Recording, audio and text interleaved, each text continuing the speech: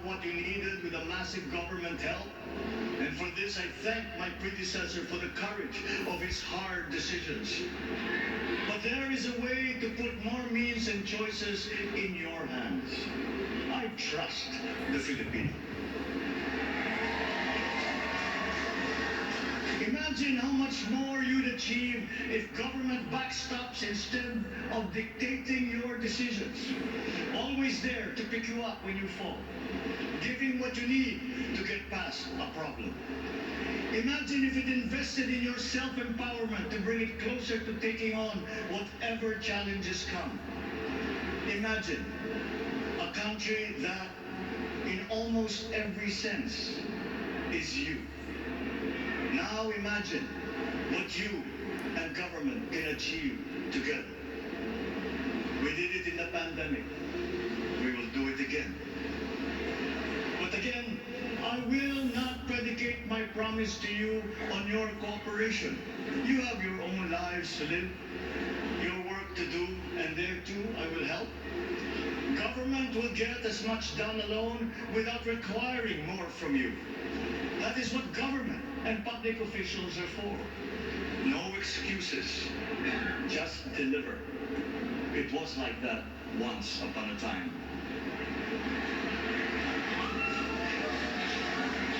I did not talk much in this campaign. I did not bother to think of rebutting my rivals. Instead, I searched for promising approaches better than the usual solutions. I listened to you. I did not lecture you who has the biggest stake in our success. And the forthcoming State of the Nation will tell you exactly how we shall get this done. In this fresh chapter of our history, I extend my hand to all Filipinos. Come, let us put our shoulders to the wheel and give that wheel a faster turn to repair and to rebuild and to address challenges in new ways, to provide what all Filipinos need, to be all that we can. We are here to repair a house divided, to make it whole, and to stand strong again in the Bayanihan way, expressive of our nature as Filipinos. We shall seek, not scorn dialogue. Listen respectfully to contrary views. Be open to suggestions coming from hard thinking and unsparing judgment. But always from us, Filipinos. We can trust no one else when it comes to what is best for us. Past history has often proven that. Solutions from outside divided us. None deepened our understanding. They were always at our expense. Never forget, we are Filipinos. One nation, one republic, indivisible. We resisted and never failed to defeat foreign attempts to break up our country in my father's watch. His strongest critics have conceded that. So let us all be part of the solution that we choose. In that lies the power to get it done. Always be open to differing views, but ever united in our chosen goal. Never hesitating to change it, should it prove wanting. That is how agile, resilient republics are made.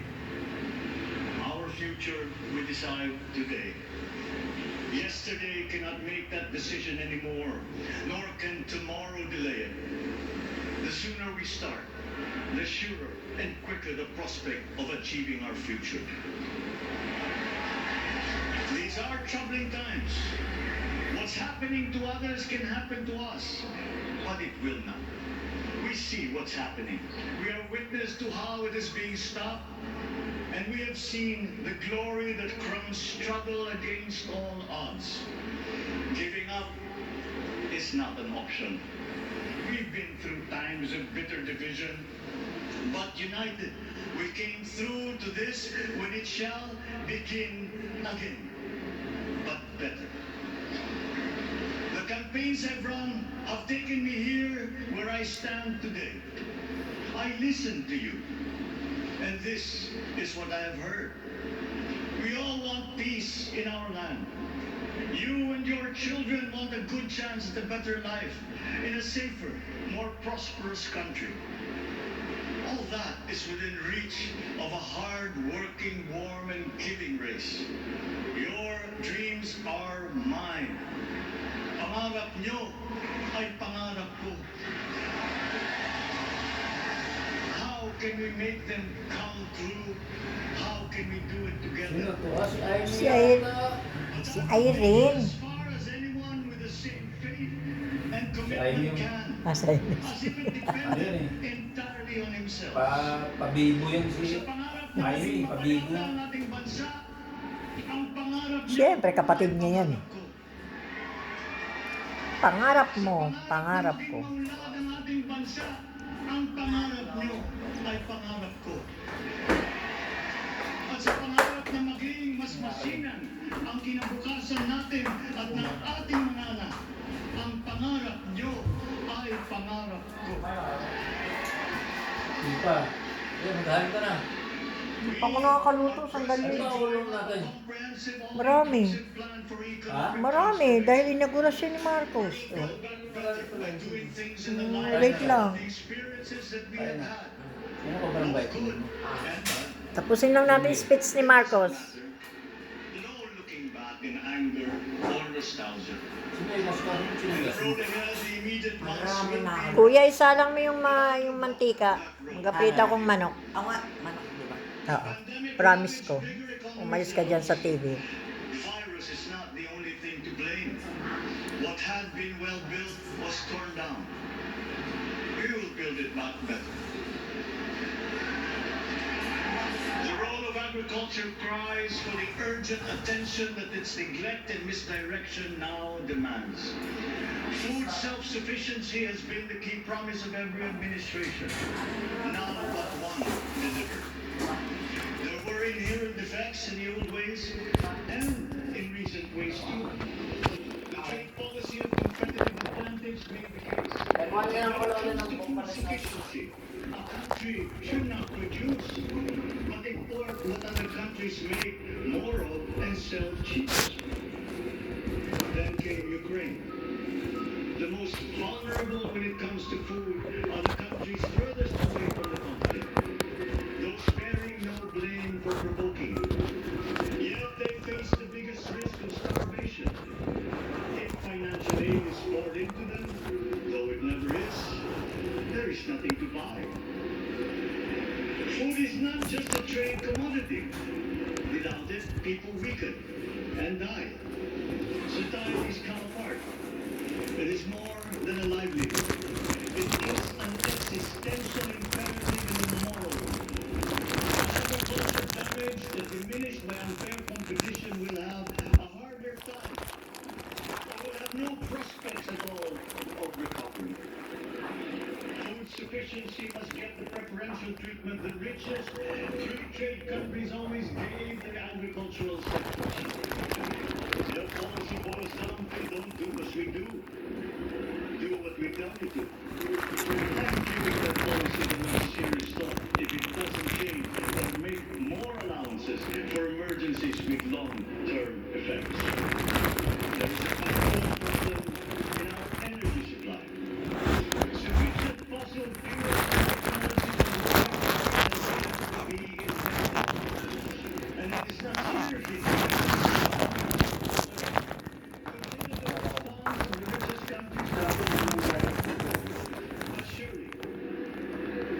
a free world awash with oil can assure supplies. Sinalan din na, ano nga, ice cream tayo eh. We are not Yung far pinag-vlog din from natin oil and gas Marco, sabi, reserves that have yung already been pinag sa ice cream yan. What we teach in our schools, the materials Pinipid used mo naman yun. must be- Mataas naman sugar. I'm not talking about history. Mataas I'm sugar. talking about the basics, the sciences, sharpening theoretical aptitude. Di ba, nasa tatay, di ba? Vocational Ano sa tatay skills, niya? such as in the German example.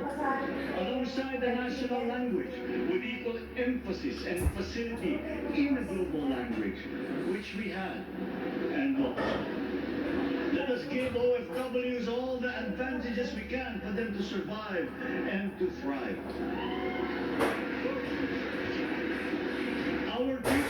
From elementary up, our heroes fighting ignorance with poor paper weapons. We are condemning the future of our race to menial occupations abroad. Then they are exploited by traffickers. Once we had an education system that prepared coming generations for more and better jobs. There is hope for a comeback.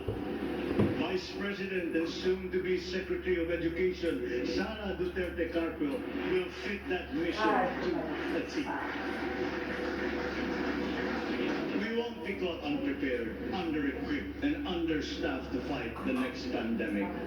To start with, we never got over the pandemic or, if any, free public health. The last major upgrade of the public health system, exemplified by the resources poured into PGH, predates the current shambles by 3 generations. Our nurses are the best in the world. They acquitted themselves with the highest distinction abroad, having suffered even the highest casualties. With the same exemplary dedication at home, they just got by. They are out there because we cannot pay them for the same risk and workload that we have back here. There will be changes starting tomorrow. I am confident because I have an uplift in my cabinet. There were shortcomings in the COVID response. We will fix them. Out in the open. No more secrets in public health. Remember, I speak from experience. I was among the first to get COVID. It was not a walk in the park. My father built more and better roads, produced more rice than all administrations before his. President Rodrigo Duterte built more and better than all the administrations succeeding my father. Much has been built, and so well, that the economic dogma of dispersing industry to develop the least likely places has been upturned. Development was brought to them. Investors are now setting up industries along the promising routes built. And yet, the potential of this country is not exhausted. Following these giant steps, we will continue to build. I will complete on schedule the projects that have been started. I'm not interested in taking credit. I want to build on success that's already happening. We will be presenting the public with a comprehensive infrastructure plan. 6 years could be just about enough time. No part of our country will be neglected. Progress will be made wherever there are Filipinos, so no investment is wasted. The recovery of Philippine tourism with its emphasis on accessing nature's beauty, I am sure will exceed expectations. And bigger is not always better, but there's something to be said for economies of scale. And yet the country invites investments in fast-rising industries with quick returns and inflicts irreparable damage for future generations. We have yet to see large-scale practical solutions to pollution, though some are beginning to emerge. But there are tried and proven new ways of mitigation. Blades have been turning over the sand dunes of Ilocos Norte, harnessing a power all around that unseen long before this day. I built them. The rich world talks a great deal, but does a lot less about it than those with much less, but who suffer for death and destruction from climate change and lack of adaptation. We will look to our partners and friends to help the Philippines, who, despite having a very small carbon footprint, is at the highest risk. First, spare victims, then help them recover, and move on to lessen the harmful impact of climate change. We too have our part to play. We are the third biggest plastics polluter in the world, but we won't shirk from that responsibility. We will clean up.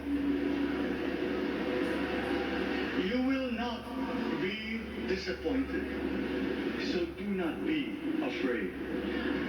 With every difficult decision that I must make, I will keep foremost in my heart and in my mind the debt of gratitude I owe you for the honor and responsibility that you have conferred on me.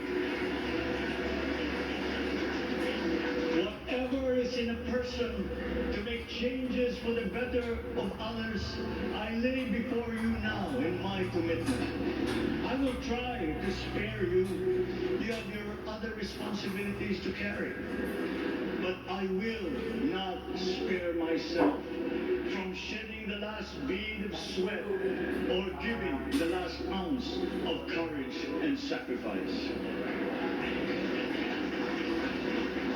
And if you ask me why I am so confident of the future, I will answer you simply that I have 110 million reasons to start with. Such is my faith in the Filipino.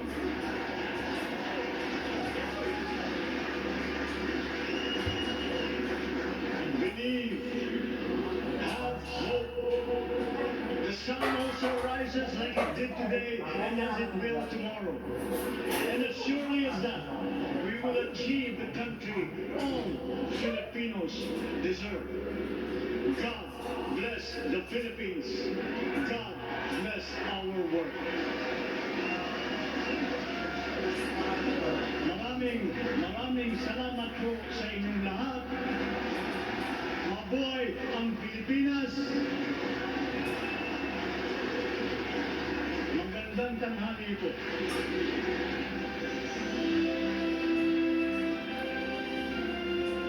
Excellencies, ladies and gentlemen, the President of the Republic of the Philippines, President Ferdinand Bongbong Marcos Jr.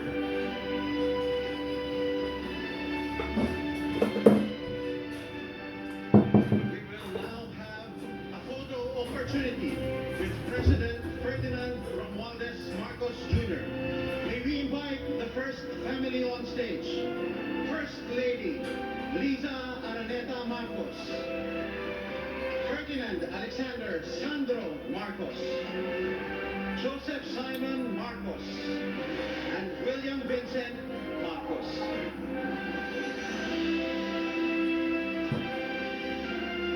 Makulit itong bulso, ano?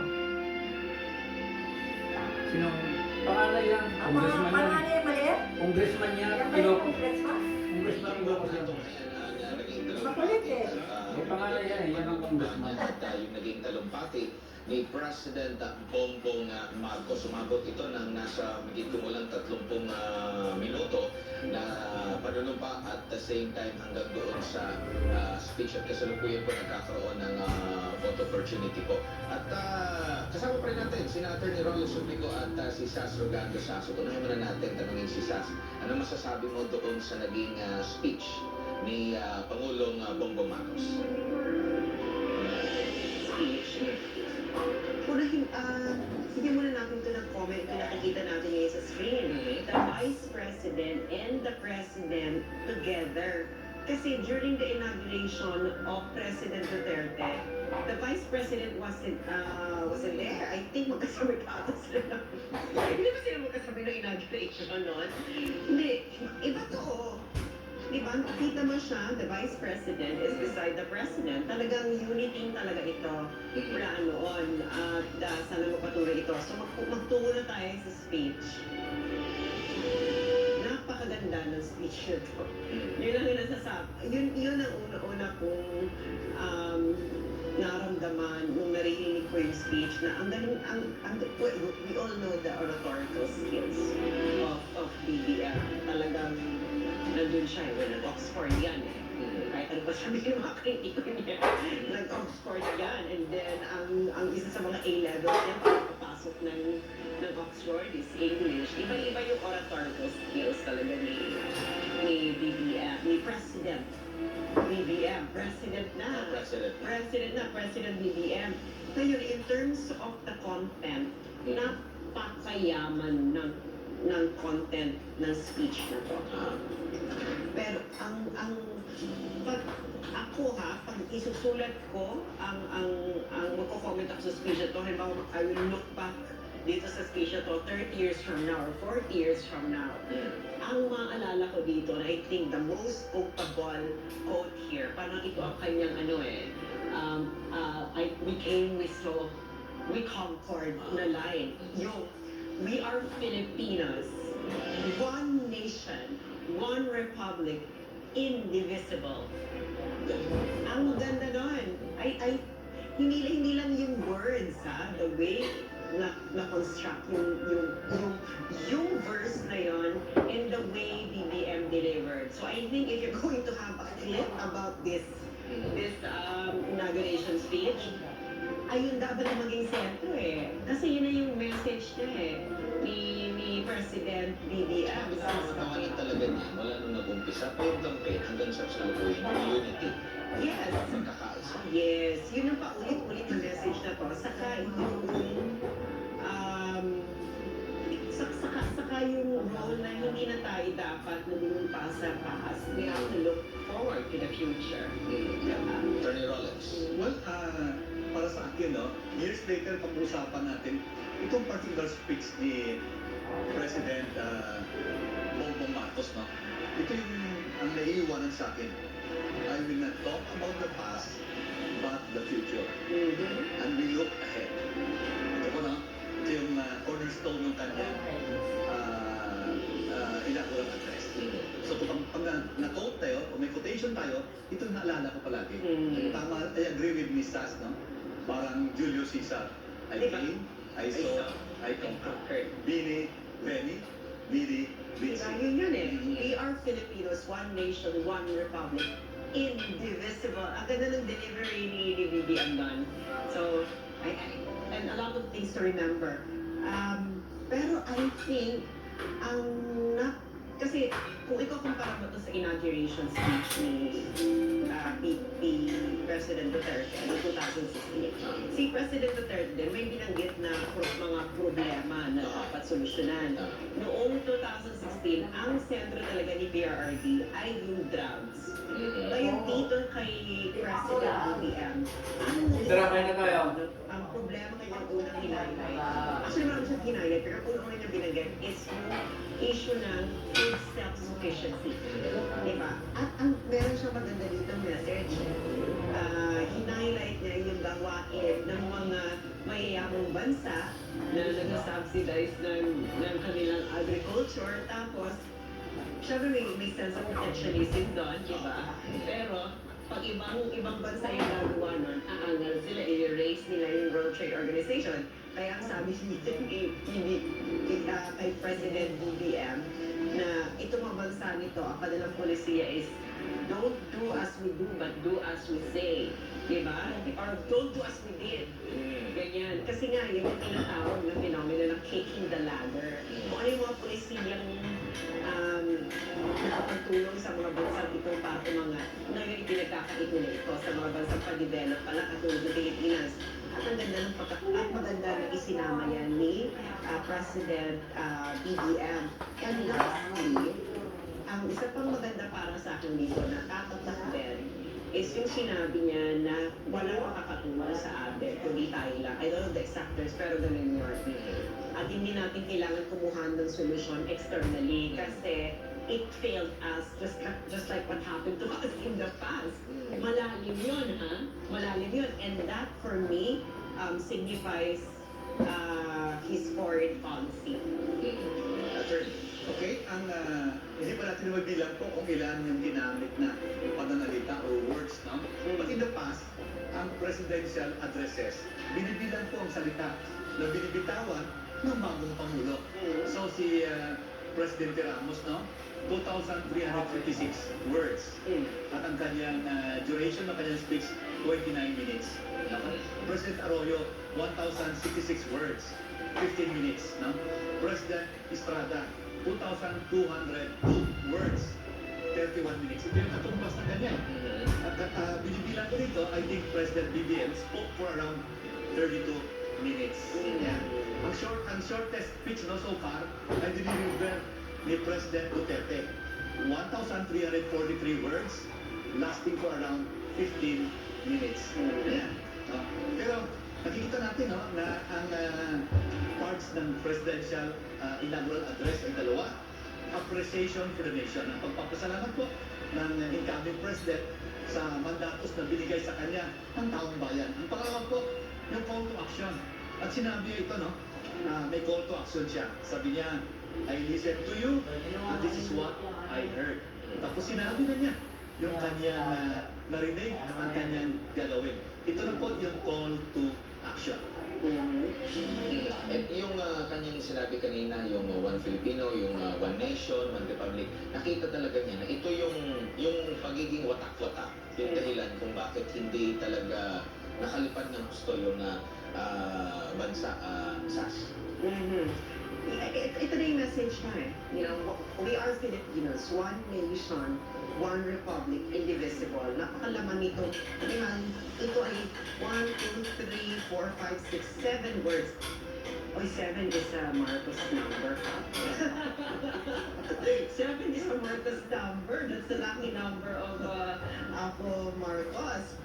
Ano mo, we are Filipinos, tama ba? 1, 2, 3, 4, 5, 6, 7, 8 naman. Still, lucky number, infinity. So, ayun na nga. Now, you know, as I told you, the Marcoses are very, really very good in utilizing the symbolism of the nation in order to govern.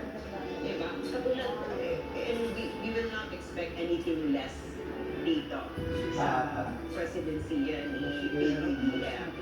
Kita mo, the venue itself is very symbolic for the nation and for the theme of unity. Diba? Tapos ang ganda pa nung parade ng militar, ng assets natin. Diba? Kasi parang, I haven't seen this before. Yung ganyang kagandang inauguration. Kasi madalas kasi ang inauguration sa Carino Grandstand. Tama. And bilang din sa ano niya, yung na-appreciate talaga is yung mga nagawang proyekto din, yung Pangulong Duterte na nalagpasan after nung sa panahon ng kanyang tatay, lalo na yung sa big program ng ating Pangulo. Sa survey sa Publicus Asia Attorney Rolex, ekonomiya, trabaho at edukasyon yung top issues of concern doon sa kanilang lumalabas doon sa kanilang survey. And 73% doon sa sinurvey nila nagsasabi yung Philippine economy. Which is nabanggit din ito may President Bongbong Marcos sa kanyang speech. I think, you know, it's post-pandemic and ang una-una mo dapat solusyonan dyan is yung pagbalik ng sigla ng iyong ekonomiya. Ako naman kasi hindi ako worried about economic recovery kasi ang Pilipinas ay maraming magaling na financial economic managers. Parang patungin Gloria. It's the same, you know, the same group of people. Gloria, Noynoy, and of course, IPRRD. These are the people who are kept circulating dyan. Magagaling talaga sila. We really have good financial and economic managers. So, hindi ako hindi ako talaga mag-worry na makaka-recover tayo. Plus, ang ano kasi sa atin, ang ekonomiya natin talaga, ang malakas is domestic consumption. Makabalik lang uli tayo after lockdown, wala yung lockdown. Yung economy natin, mag-bounce back kasi yun talaga ang backbone economy natin yung domestic consumption. So, ang pinag-uusapan nila na call to action, ito na, economic recovery. In fact, nag-prependo siya ng plano para sa economic recovery ng ating bansa. Pangalawa, food self-sufficiency. Pangatlo, sufficient energy supply. So we have find other sources of energy.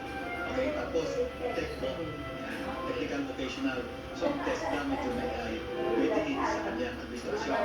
Tapos yung OFWs.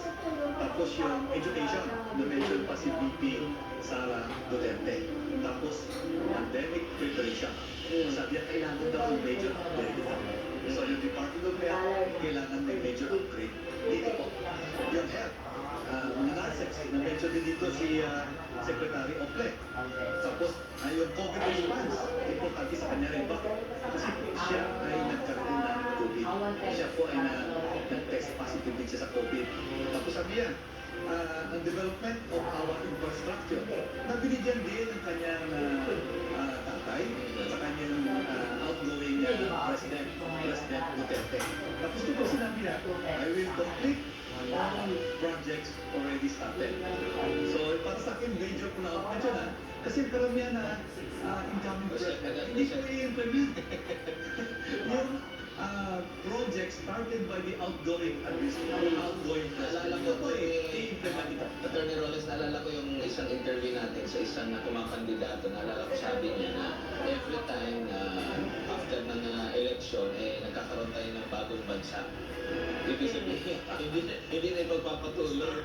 Oo, balik ka, zero, mag-uumpisa na naman, tapos ayaw kilalanin yung nanalo, reset na naman, yung kanyang plano na naman, yung kanyang gustong ano. I think now we will have at least a continuity for at least 18 years. Di ba? Sinimulan yung DRD and then BBM, and I think 6 times 3, 18. at least 18 years. And I think you do that for your country to really develop and have a stronger foundation. Kasi yan talaga ang napakalaking disadvantage na may terminate ang isang administration. Yung papalit-palit. May tanong ko lang, kasi di ba, narinig natin yung kanyang unahan talaga, no, yung economic recovery. And in line dito din, yung kanyang mismong desisyon na pangunahan yung Department of Agriculture. Nakikita mo ba? Kasi si Pangulong Duterte, iba yung kanyang, di ba, yung anti-crime, war on drugs, anti-corruption. So, kumbaga, naisip mo ba na naisip din ni Pangulong BBM na okay na, nakaset na ng siguro yung government sa paglaban sa drugs, and ito yung kailangan ngayon, kaya ito yung tututukan pa na masasabi. Well, there is an emergency that we face regarding food security. At talagang pag hindi ito naagapan ngayon, in the next 6 years, we will really suffer a lot. Mag-i-import na lang tayo na mag-i-import na walang humpay at kung may mangyari sa pandaigdigang merkado, hindi lamang fossil fuel ang tataas ang presyo sa atin, pati yung price of agricultural produce. Kaya maganda na inupuan na ito ang Department of Agriculture kasi nga, paano nga naman haharangin ng Kongreso at Senado ang mga reformang gusto gawin ng DOA Secretary, Presidente yung nakuha dyan. At idadagdag lang ako dito sinabi ni Atty. Rex Suplico about sa pag-highlight ng education. Sinabi ni President BBM, gusto niya i-revise or ang content ng mga lesson. At maganda yung emphasis na hindi yung history